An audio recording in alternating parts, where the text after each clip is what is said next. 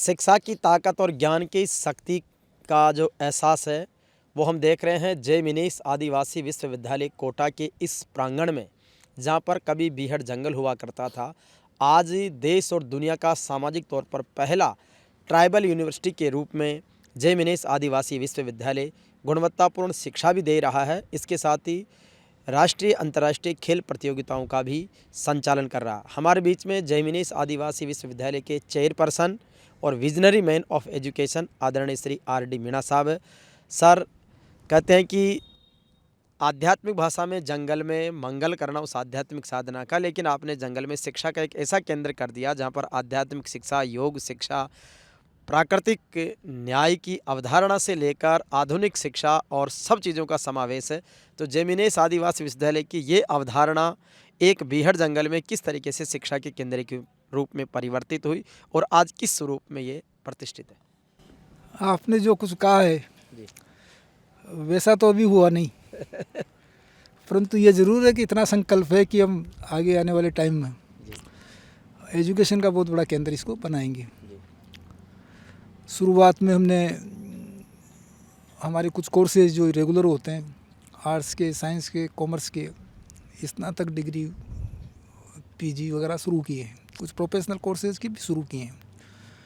परंतु इनके साथ साथ मेरा ये मानना है कि एजुकेशन में आपका फिजिकल एजुकेशन को जोड़ना समय की आवश्यकता है। बच्चों के स्वास्थ्य की दृष्टि से भी आवश्यकता है और बच्चों के रोज़गार और आगे के भविष्य की दृष्टि से भी आवश्यकता है। कई जगह पर स्पोर्ट्स के क्षेत्र में स्पोर्ट्स यूनिवर्सिटी बन रही है। जी। हमारे राजस्थान में स्पोर्ट्स यूनिवर्सिटी नहीं है, परंतु मेरी जानकारी के अनुसार जी।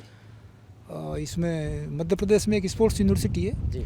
और एक स्पोर्ट्स यूनिवर्सिटी साउथ से भी अभी खेलने के लिए आई है। जी।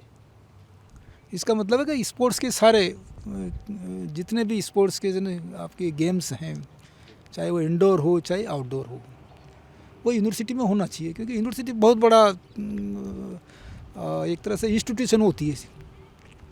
अभी जो सर दो बड़े नेशनल इवेंट आपने इंटर यूनिवर्सिटी वेस्टर्न जोन का क्रिकेट का, अभी all India inter university target ball का जो इवेंट करवाया, और किस तरीके से इन दोनों खेलों के आयोजन की सफलता और आगे खेलों का भविष्य? क्रिकेट बहुत बड़ा खेल होता है आज के इसमें। लोकप्रियता की दृष्टि से भी वर्ल्ड का अच्छा गेम हो गया है। और अपने हिंदुस्तान की दृष्टि से बात करते हैं, एशिया में बात करते हैं, तो क्रिकेट हर जगह खेलने लग गया। गांव में, हर स्कूल में, गली में बच्चे खेलते हुए आपको मिलेंगे। तो क्रिकेट का ये था कि बच्चों की भी रुचि थी, हमारा भी संकल्प था कि ये क्रिकेट का बहुत बड़ा आयोजन कराएं। तो हमने अवसर मिला। मैं एसोसिएशन ऑफ इंडियन यूनिवर्सिटीज़ को भी धन्यवाद देना चाहूँगा कि उन्होंने हमको अवसर प्रदान किया। ये निश्चित रूप से एक नई यूनिवर्सिटी के लिए बहुत बड़ा चैलेंज था। चैलेंज इन द सेंस कि उतना आपको आयोजन करने के लिए जितना कार्मिक चाहिए, फैकल्टी चाहिए, स्टाफ चाहिए, उतना उपलब्ध नहीं होता, परंतु फिर भी एक बेहतर आयोजन हुआ। लगभग 125 के आसपास टीमों का जो पार्टिसिपेंट था, उनकी व्यवस्थाएं की गई। अच्छे पूरे कोटा में लगभग 6 ग्राउंड पर अलग अलग मैचेज हुए। 12 दिन तक का बहुत बड़ा आयोजन था। तो सब लोगों ने अच्छी तारीफ़ की, कोटा को प्रसन्न किया, कोटा के पर्यटन की भी तारीफ़ हुई। और मैं तो मानता हूँ कि हिंदुस्तान की सब यूनिवर्सिटीज़ में जय मिनेश आदिवासी विश्वविद्यालय का एक नाम हुआ है, एक ट्राइबल यूनिवर्सिटीज़ का नाम हुआ है। लोग देखेंगे जय मिनेश आदिवासी विश्वविद्यालय, एक ट्राइबल यूनिवर्सिटी। उसके बाद में बहुत कम समय में नया जो नेशनल टूर्नामेंट लेकर आए हैं, टारगेट बॉल, इसको लेकर जिस तरीके का इवेंट चल रहा है, हर देश भर से टीम आई है। टारगेट बॉल बहुत नया गेम है। काफ़ी कुछ आपके जिसको कह सकते हैं बास्केटबॉल से काफ़ी कुछ मिलता जुलता खेल। तो पार्टिसिपेंट किया, कुछ महिलाओं की टीम थी, वुमेंस की, बॉयज़ की भी आई। अच्छा आयोजन हो गया। मैं समझता हूँ कि आज उसका समापन होने जा रहा है। जी। एक सर, किस तरीके से जैसा हाडोती में भैरवलाल जी काला बादल ने शिक्षा की अलख जगाई, उस मिशन को समिति के माध्यम से समाज के सब लोगों ने आगे बढ़ाया, तो वो जो सिनेरियो था जब ये सामाजिक जागृति का दौर आया, और पुराना भी आपने देखा, चूँकि आप इस इलाके के रहने वाले, तो उस दौर में आज के दौर में कितना अंतर महसूस करते हैं? मैं तो कहता हूँ कि शिक्षा के प्रति जो प्रेरणा है हमारे इस हाड़ौती एरिया को और साथ में पूरे राजस्थान को काला बादल जी ने ही दी है। काला बादल जी का जीवन यदि हम पढ़ते हैं, उसकी पूरी जीवनी पढ़ती हैं जो उन्होंने खुद नहीं लिखा है, आप ये देखिए कि शिक्षा के प्रति उनमें कितनी जागरूकता थी कि कम पढ़े लिखे होते हुए भी उस समय जब देश गुलाम था, आप 38-42 की कल्पना कीजिए, वो बच्चों को पढ़ाने के लिए सीकर और नीम का थाना चले गए। काफ़ी लंबे समय तक उन्होंने बच्चों को स्कूल में पढ़ाया, जागरूकता पैदा की, हाड़ौती में भी जागरूकता पैदा की। और जिस प्रकार से समाज सुधार के साथ साथ शिक्षा के प्रति था, तो मैं तो समझता हूँ कि कोई न कोई महापुरुष होता है जिससे प्रेरणा मिलती है। तो निश्चित रूप से हमारे समाज के बहुत बड़े पर्सनैलिटी थी, बहुत बड़े महापुरुष थे। इस दौरान लक्ष्मी नारायण जी झारवाल साहब को भी हम याद करना चाहेंगे। कप्तान छुट्टी लाल जी भी थे, जिन्होंने न केवल स्वतंत्रता के इसमें योगदान दिया, बल्कि समाज को और समाज की कुरीतियों को और शिक्षा के प्रति लोगों को जोड़ने के लिए सब लोगों ने अलग अलग क्षेत्र में बहुत बड़ा काम किया है। तो हमारा तो बहुत छोटा काम है, जिसको हम समाज के सब लोगों के समर्पण के साथ में आगे बढ़ाने की कोशिश कर रहे हैं। हालांकि कुछ लोग कहते हैं कि आप बहुत बड़ा काम कर रहे हो, दूसरे समाज के लोग भी आपसे प्रेरणा ले रहे हैं, आपने एक यूनिवर्सिटी खड़ी कर दी। निश्चित रूप से यूनिवर्सिटी तो एक बहुत बड़ा प्रोजेक्ट तो है, इसमें कोई दो राय नहीं, परंतु एक दिन का प्रोजेक्ट नहीं है, एक साल का प्रोजेक्ट नहीं, लंबे समय तक चलने वाला प्रोजेक्ट है। और जिस दृष्टि से हमारी टीम काम करती है, समाज का जिस प्रकार से संकल्प है, जिस प्रकार से सहयोग है, तो उसे एक एनर्जी मिलती है, प्रेरणा मिलती है और हम आगे बढ़ते जा रहे हैं। सर, अब मैं इस यूनिवर्सिटी के प्रोजेक्ट के साथ एक चीज़ आपकी थोड़े से एक बैकग्राउंड में जाऊंगा। सामान्य तौर पर ग्रामीण क्षेत्र में पढ़े लिखे बालक प्रशासनिक सेवाओं में आ जाते हैं, उसके बाद में बहुत सारी चीज़ें, अपनी लाइफ उनकी स्टाइल बदल जाती है, वो अपनी जड़ों से बहुत दूर चले जाते हैं, उनकी जन्मस्थली कर्मस्थली का काफ़ी अंतर आ जाता है। लेकिन आरडी मीणा एक गांव में जन्म लेकर उस इलाके में, उस राज्य में प्रशासनिक सेवा में आना और वहां पर फिर से उसी माटी से जुड़कर एक इतना बड़ा शिक्षा का उजाला, सामाजिक जागृति का देना, तो उस पृष्ठभूमि में जानना चाहूँगा कि आपका जो प्रारंभिक जीवन दर्शन रहा है झालावाड़ जिले के जिस गांव से, वहां से लेकर के और प्रशासनिक सेवा की यात्रा। दरअसल हम सबका ग्रामीण जीवन ही है, और ग्रामीण जीवन ही मैं समझता हूँ कि आदमी को कुछ करने की प्रेरणा देती है। गांव के लोगों के जिस मेहनत को हम देखते हैं, एक काश्तकार की मेहनत को हम देखते हैं, उनके संघर्ष को हम देखते हैं, और संघर्ष के साथ साथ जो जिस प्रकार का जिन परिस्थितियों में वो काम करता है, वो चाहे आदमी कितना ही बड़ा हो जाए, शिक्षा के क्षेत्र में कितना ही वो ऊंचाई को प्राप्त कर ले, परंतु ज़मीन ही उसको प्रेरणा देती है। गांव की ज़मीन ही, गांव की जो परिस्थितियां हैं, वो उसको प्रेरणा देती है। और इसके सबसे बड़ा फ़ायदा ये होता है कि आदमी कितनी भी विपरीत परिस्थितियाँ आ जाए, कितना भी उसका संघर्ष में जीवन हो जाता है, वो कभी अपने आप को हार नहीं मानता है। तो ये प्रेरणा हमको भी निश्चित रूप से दे रही है। और हमारे तो सारे समाज ही ग्रामीण क्षेत्र से हैं, खेती से जुड़े हुए हैं।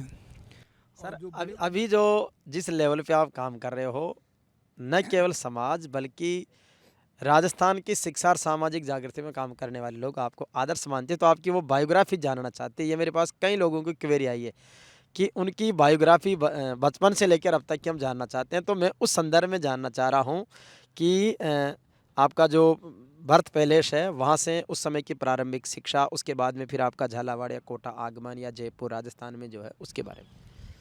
दरअसल मेरा तो एक सामान्य विद्यार्थी रहा हूँ, और सामान्य विद्यार्थी की तरह ही जीवन रहा हूँ।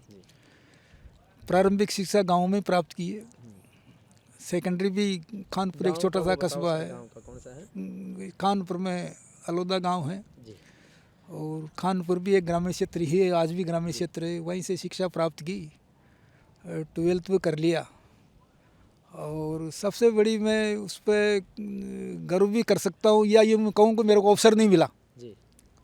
मैंने हायर एजुकेशन आपके 12th के बाद से यूजी और पीजी मैंने प्राइवेट क्षेत्र से किया है। मैं किसी कॉलेज में नहीं गया, और कॉलेज में नहीं जाने के बावजूद भी मुझे कॉलेज और यूनिवर्सिटी में पढ़ाने का अवसर मिला।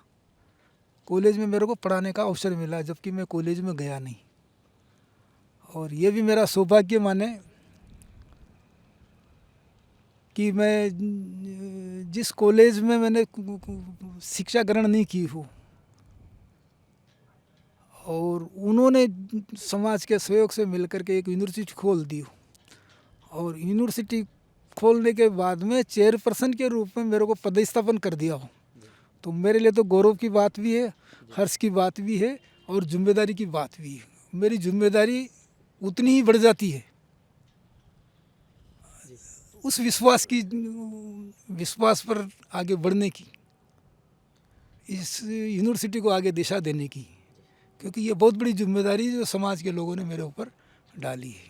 सर, प्रशासनिक सेवा से पहले आप कॉलेज लेक्चरर के रूप में रहे। कॉलेज लेक्चरर भी रहा। ये निश्चित है कि एजुकेशन का और प्रशासन का दोनों अनुभव मिल करके यूनिवर्सिटी के संचालन करने में मेरे को बहुत बड़ी मदद मिल रही है और मेरा विश्वास है कि यूनिवर्सिटी बहुत अच्छी यूनिवर्सिटी है, चाहे प्राइवेट सेक्टर में हो या गवर्नमेंट सेक्टर में हो। हम प्राचीन में तक्षशिला का नाम पढ़ा करते थे, इतिहास गवाह है उसका। आज हम कैम्ब्रिज यूनिवर्सिटी के बारे में जानते हैं, आपकी ऑक्सफोर्ड यूनिवर्सिटी है। अब इसकी हिंदुस्तान की बात करते हैं, आपकी JNU है, दिल्ली यूनिवर्सिटी है, साउथ की यूनिवर्सिटी है, अच्छे अच्छे नाम हैं सारे के सारे जिसमें कर रहे हैं। परंतु हम इस सोच से हट करके कि उस हाइट को तो कब पकड़ेंगे उससे महत्वपूर्ण नहीं है। महत्वपूर्ण ये है कि हम ट्राइबल्स के लिए, ट्राइबल की एजुकेशन के लिए इस यूनिवर्सिटी को वर्ल्ड का केंद्र किस प्रकार से बनाएं। हमारा विजन और सोच यही है कि ट्राइबल का बहुत बड़ा सेंटर बने, अलग विभाग हो जहाँ पर ट्राइबल्स के बच्चे, क्योंकि 6% पॉपुलेशन वर्ल्ड की ट्राइबल्स है। लगभग 50 कंट्रीज ऐसे होंगे जहाँ पर ट्राइबल निवास करती है। हमारा हिंदुस्तान का ऐसा कोई प्रांत नहीं है जहाँ पर ट्राइबल निवास नहीं करते हों। विविध प्रकार की कल्चर है, सब जल ज़मीन और जंगल से सब जुड़े हुए हैं सारे। तो उनकी विविध प्रकार की संस्कृति को एक जगह करना, उनकी टीचिंग कराना, उनका रिसर्च करना, उनके ऊपर आगे काम करना बहुत बड़ा चैलेंज है। ये वो एक दिन का चैलेंज नहीं है, परंतु हमारा विश्वास है कि ये यूनिवर्सिटी एक दिन वर्ल्ड की ट्राइबल का बहुत बड़ा केंद्र बने। इस संकल्प के साथ में हम आगे बढ़ रहे हैं, काम कर रहे हैं। प्रशासनिक सेवा का अनुभव सर मोस्टली पूरे राजस्थान का ही रहा लगभग? नहीं, मैं इस मामले में थोड़ा पीछे रहा। मेरा ज़्यादातर अनुभव हाड़ौती का ही है, कोटा का ही है। विशेष रूप से 26 साल की सर्विसेज में लगभग 20-21 साल कोटा में रहा। परंतु यह है कि कोटा में रहते हुए चूँकि जानकारी भी हो गई, सामाजिक और आपकी एडमिनिस्ट्रेटिव आपकी एक सोच भी डेवलप हुई कि किसी एरिया में अगर काम करते हैं, हमारे क्षेत्र में यदि हम काम करते हैं तो हमारे को पहचान भी मिलती है सामाजिक और इसके प्रशासनिक स्तर पर। सामाजिक और प्रशासनिक पहचान ही मिलती है, साथ में लोगों को फ़ायदा भी होता है, इसको शहर को फ़ायदा भी होता है। वो हम सर, करने का जिस प्रयास तरीके से कोटा का जो विकास है और वर्ल्ड क्लास सिटी कोटा बन रही है, उसको बनते और बनाते दोनों भूमिकाओं में आप रहे हैं। बनते हुए देख रहे हैं और बनाने का विज़न आपने दिया है सरकार के साथ में। तो किस तरीके से कभी जब आप स्कूली लाइफ से प्रशासनिक सेवा में आए होंगे तो उस समय सोचा होगा कि कोटा के डेवलपमेंट का विज़न कभी अपन बनाएंगे और उसको इम्प्लीमेंट भी करेंगे? नहीं, दरअसल ये सब सरकार का होता है जी। अधिकारी उसका एक भाग होता है।